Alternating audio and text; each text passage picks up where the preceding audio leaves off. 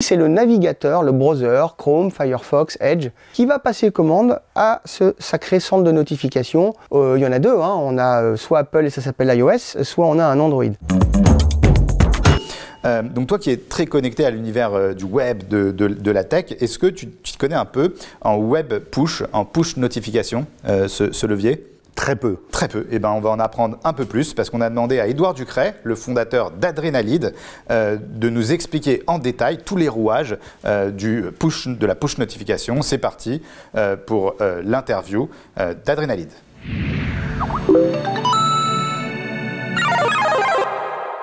Salut Vincent, merci beaucoup pour cette petite invitation. Je suis ravi de vous retrouver sur le Tech Show. Je me présente, je suis Édouard Ducret, le cofondateur d'une société spécialisée dans la web push notification. Aujourd'hui, je vous propose de découvrir comment ça fonctionne et puis tout ce que ça peut apporter à l'e-commerçant, à l'annonceur, au publisher. Une web push notification, vous avez l'habitude d'en voir sur votre téléphone.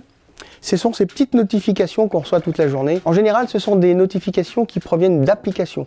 Et pour être très précis, ce n'est pas l'application qui vous envoie une notification, c'est le centre de notification. En d'autres termes, l'application est un logiciel qui passe commande au centre de notification. La web push notification, c'est le même principe, sauf qu'ici, c'est le navigateur, le browser, Chrome, Firefox, Edge, qui va passer commande à ce sacré centre de notification. Il y en a deux, hein. On a soit Apple et ça s'appelle iOS, soit on a un Android.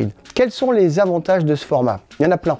D'abord, c'est un format qui fonctionne et sur mobile et sur ordinateur. L'intérêt de la web push notification, c'est que ça va s'afficher directement sur le device, c'est-à-dire l'écran de l'internaute, que ce soit sur son ordinateur ou sur son téléphone mobile. Alors, qu'est-ce que ça change par rapport à la publicité classique traditionnelle? Beaucoup de choses. D'abord, on est protégé par rapport au risque d'image, ce qu'on appelle la brand safety.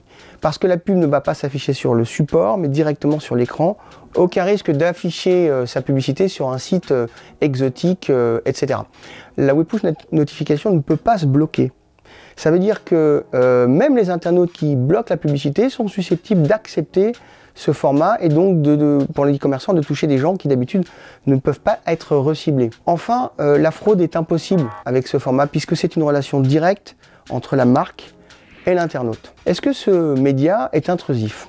C'est vrai qu'on pose beaucoup la question, ça s'affiche vraiment directement sur un écran, on peut se poser la question. Je vais vous dire un truc, oui c'est intrusif et c'est justement pour ça que ça fonctionne.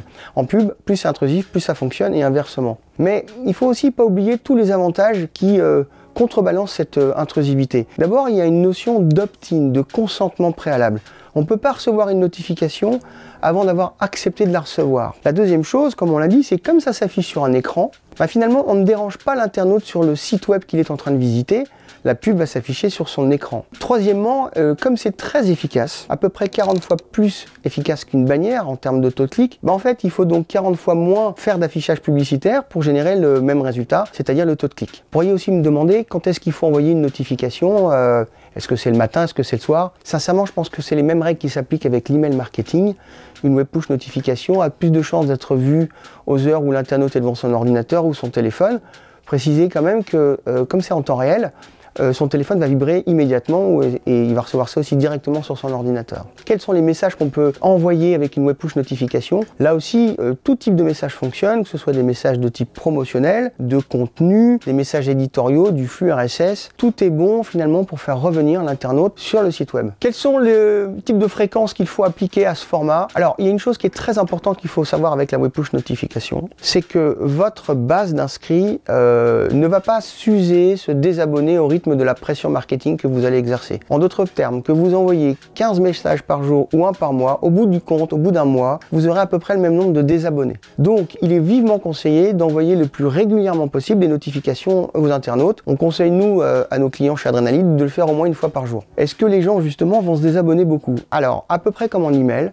Mais la petite chose à retenir, c'est qu'en emailing, on sait que la personne s'est désabonnée à l'issue de l'envoi du message, alors que dans une web push notification, on ne sait que s'il est encore abonné au moment où on a envie de le toucher, de le solliciter. En d'autres termes, difficile de mesurer précisément le taux de désabonnés avec la web push. Il faut simplement retenir qu'il ne dépend pratiquement pas de la pression marketing. Quels sont les usages qu'on peut appliquer à la web push notification?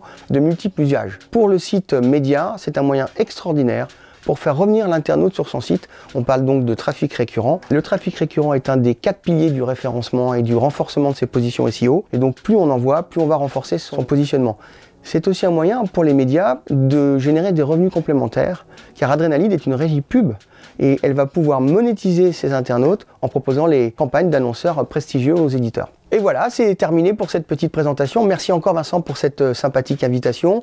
Si vous avez encore des questions, vous pouvez bien évidemment nous retrouver sur notre site web www.adrenalide avec L-E-A-D à la fin, c'est le petit jeu de mots que vous aurez, j'espère, tous compris.com. Et quant à moi, j'espère vous retrouver très bientôt. Ciao, bye bye, à bientôt. Merci beaucoup, Edouard. Tous ces leviers-là, ça t'inspire quelque chose? Vous utilisez beaucoup de leviers du web marketing pour votre acquisition de trafic? Alors d'abord, c'est clé. Hein. C'est vrai qu'on a l'impression que c'est vieux comme le monde et c'est super clair ce qu'il a expliqué. C'est souvent, justement, c'est des trucs qu'on a l'impression qui existent depuis une éternité qu'on l'oublie. Donc c'est rentré dans le quotidien.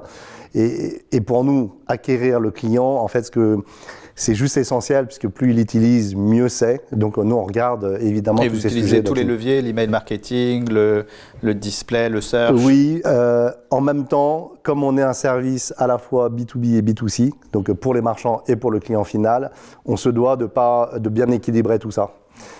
Donc on fait les deux et souvent quand même on utilise des grands mass médias pour attirer tout le monde. Donc tout doit monter en même temps.